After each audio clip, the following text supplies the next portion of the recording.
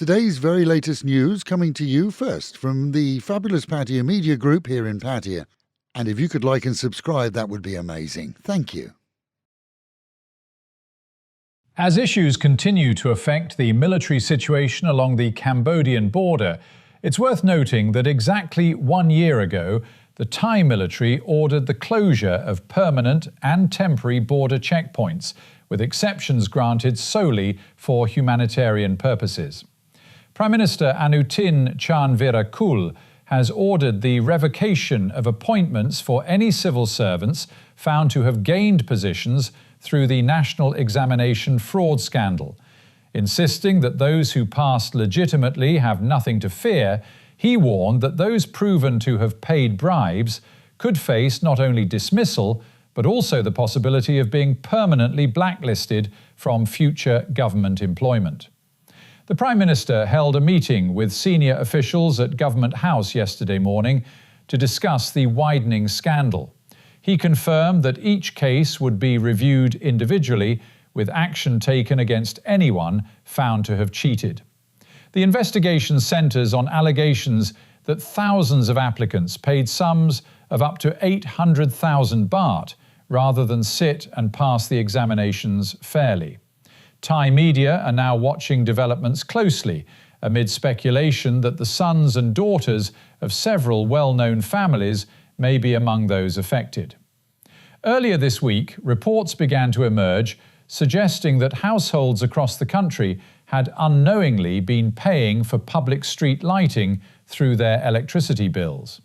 At the time, evidence was limited, but it has now become clear that in many areas the practice has been taking place for years, and in some cases for more than a decade. The issue has prompted the Prime Minister to demand a full investigation.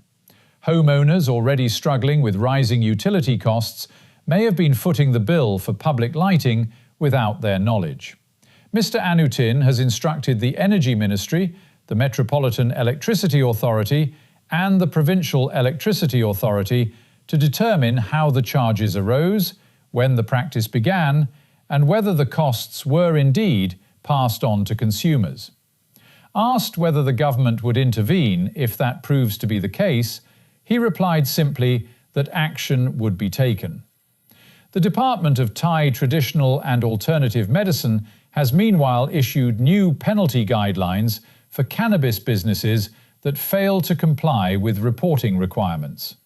Operators may face a 30-day license suspension if they fail to maintain records showing the source of their cannabis, stock levels, daily sales, distribution, or processing activities. Further penalties, including license revocation, may apply to businesses selling products that do not meet approved standards, failing to display licenses, or advertising cannabis products through any form of media. Thai rock superstar Sek Loso was released from prison yesterday. As we reported previously, his release follows a royal reduction in sentence and saw him greeted by family, friends, and loyal fans outside the prison gates.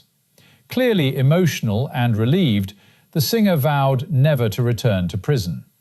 According to his wife, he already has concert bookings stretching some 18 months into the future, although a little exercise may be needed before he is fully back on stage and performing at his old pace.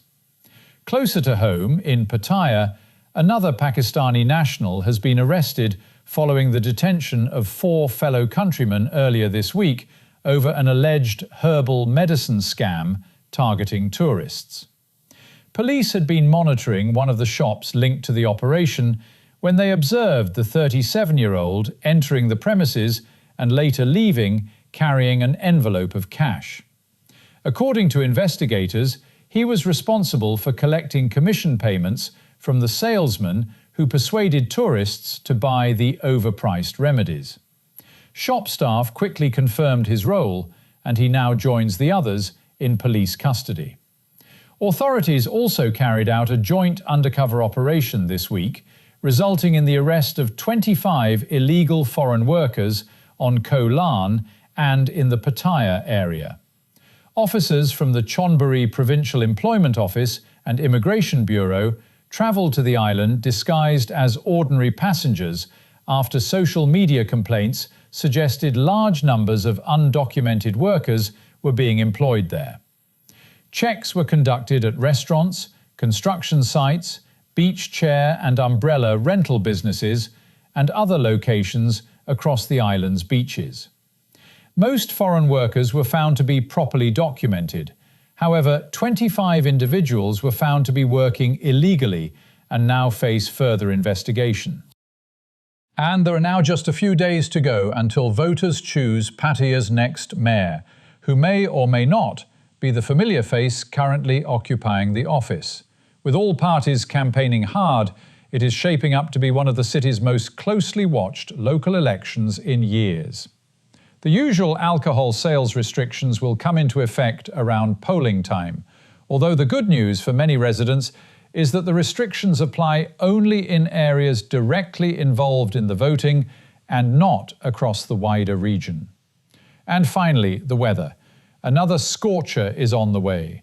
Expect plenty of sunshine, highs reaching 36 degrees, lows tonight around 29, and that familiar combination of heat and humidity that reminds us we're definitely living in Thailand.